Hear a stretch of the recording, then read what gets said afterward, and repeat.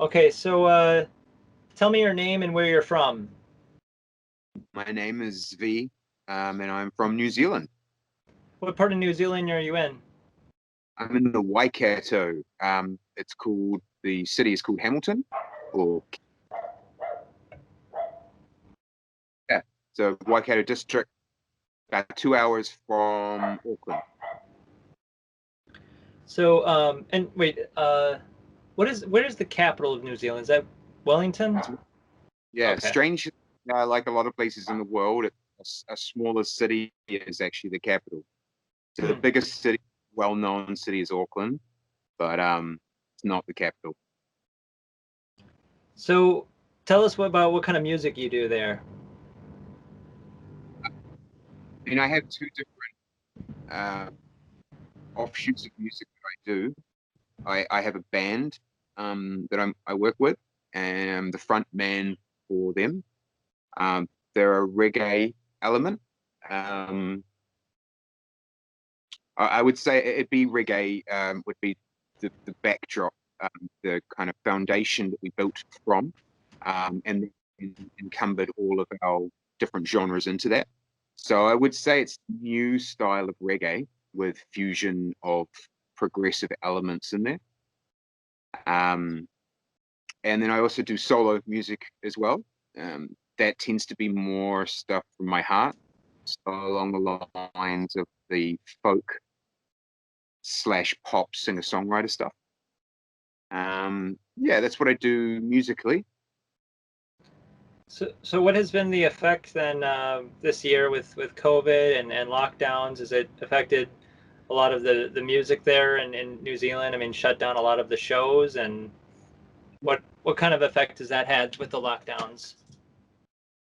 Yeah, man. I mean, look, it's affected everyone globally, and affected all businesses in in its some shape or form. Of course, the arts typically have taken a pretty big hit with it. So what does that meant for, say, people like myself who are not necessarily established enough that we can live off the money that we've earned through music in this lockdown period? What it's meant for us is that the small gigs that we had around nationally, of course, got instantly cancelled with lockdown. So I mean, obviously, we've gone through a different range with New Zealand. We've been a lot easier. It's been a lot easier here in New Zealand than, say, other places in the world as far as lockdown, levels of lockdown, and how many people have been affected by this coronavirus. Um, so we've been pretty lucky here. We've been one of the more luckier countries in the world. What it's meant is that we haven't had international artists coming in when we were in proper lockdown.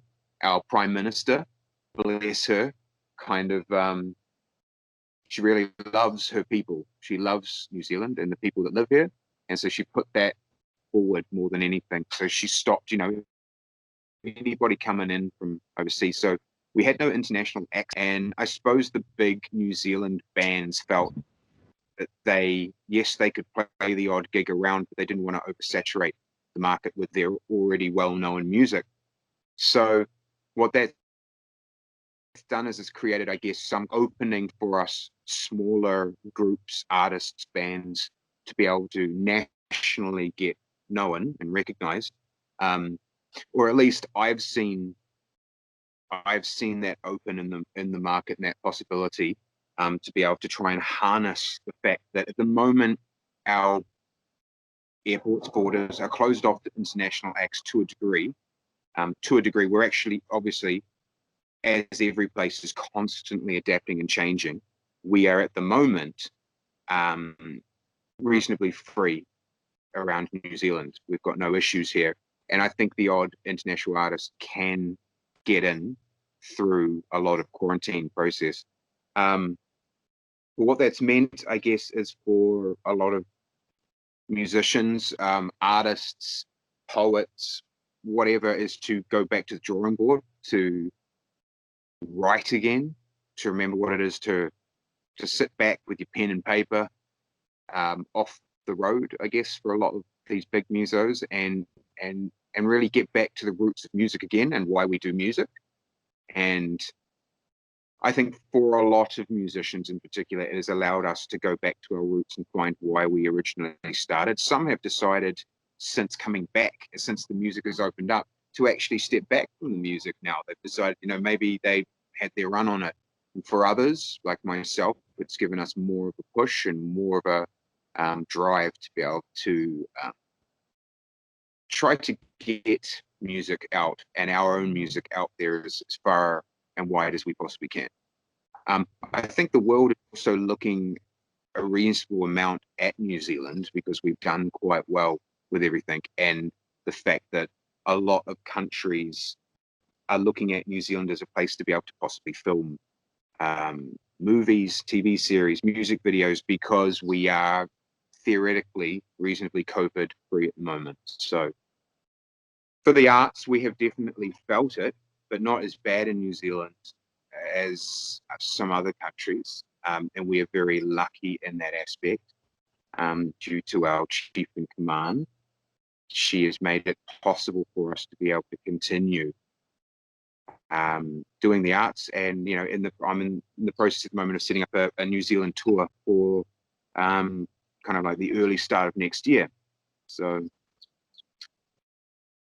yeah, it would that is kind of like, I guess.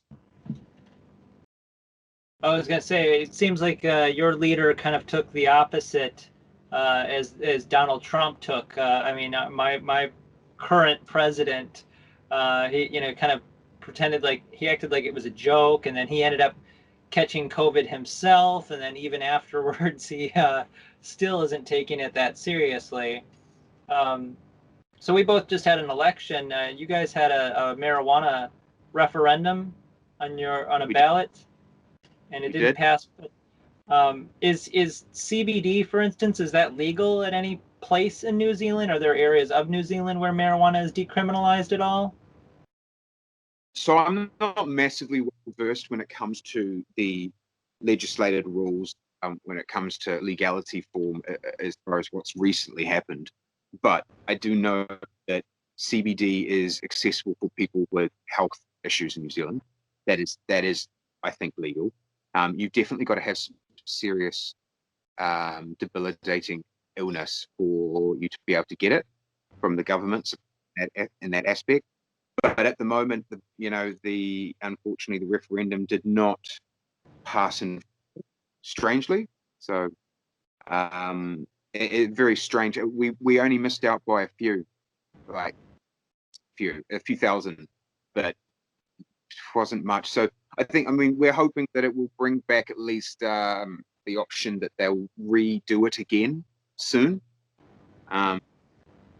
Obviously, for a lot of us musicians, it can tend to go hand in hand. So it'll be always good to not be locked up and put in prison with people that kind of do things like murder and rape, for smoking some marijuana.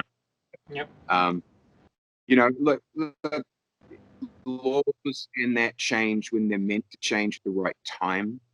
Things happen for a reason. I'm a firm believer in it. Everything that's happening throughout our world is happening for a particular reason. And we can either try to find the signs in it and learn from them and see what our universe or Gaia is unfolding and presenting for us, or we can try and blankly kind of ignore the obvious, which two standpoints to take. So I definitely was the first. I'm trying to be more open to see the change and see the beauty and see the things that we took maybe for granted.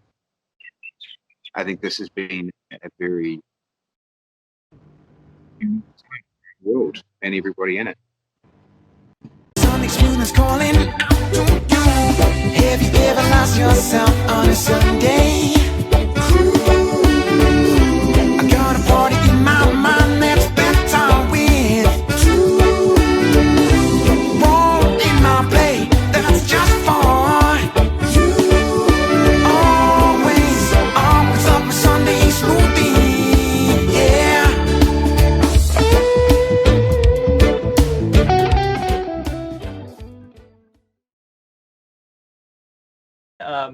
the term Kiwi, I hear that a lot. I mean, that's a term you guys use there in New Zealand? I mean, is it just because there's a lot of Kiwi? I mean, what, any ideas where that term comes from? Yeah, so I mean, I know in like the States, you guys say kiwi, you're talking about possibly the kiwi fruit. Mm-hmm. Like, Yeah. so when we say kiwi, we're talking about the bird. Ah, So there's a bird called the kiwi, and it's only here in New Zealand, as far as I know. As far as I know, it's only here in New Zealand. It's our own. Um, I'm pretty sure it hasn't made its way over to Australia, no, although it's some. funny because I But came across this kiwi literally right before I was about to shoot this interview. It's a shoe polish, right? And so I was okay, thinking, like, is this shoe polish made in New Zealand? No, it's made in Canada. But kiwi, so yeah, I guess the there's a bird called the kiwi. there's a bird So called quite a unique looking bird. Totally check it out. It's definitely aviation wise. I think it definitely didn't. It drew the short straw in that aspect. I think it does a lot, and we haven't got a lot of them, so we take care of the ones that we do have. But that's a slang that we I guess, or a term that we ended up getting called because of the fact that its only home is here in New Zealand, the kiwi bird. So that goes with us, other than calling us like New Zealanders. You know? so tell us then. Last question. Tell us where people can find your music and see your work. Well, obviously with social media, there's many different um, revenues. Definitely different avenues, sorry, that you could find my music being, whether it be Spotify, YouTube, Facebook, Instagram. But I mean, the easiest thing is my name. So my name is ZVI. That is my name, my actual name, my musician name, and it's an easy way to find me online, obviously. So yeah, if you type in ZVI in pretty much any one of the platforms, you'll come up with my music. I've only got the one track in Spotify, being that for me personally, I try not to release anything unless it's, in my mind, world standard class. So that means a lot of money and a lot of time has been poured into it. Sometimes upwards of $10,000 or more just for the music video. So therefore, I may not have a large accumulative amount of music out there, but what I have, I hope is of high standard. So you can find my stuff I've got a few music videos on YouTube. I'm on Facebook, obviously, and an Instagram. Yeah, reasonably easy to find. All right. Well, thank you for taking time to talk with us today. No problem, buddy. Thank you for interviewing me, and yeah, I hope all is well for you guys over the next coming months as things unfold as to how your country's going to be. And also, fingers crossed that you guys start to get better with this virus thing now that someone else is actually in charge. Yes. So, All right. sending, Thank you. Bye-bye. yeah, you take care.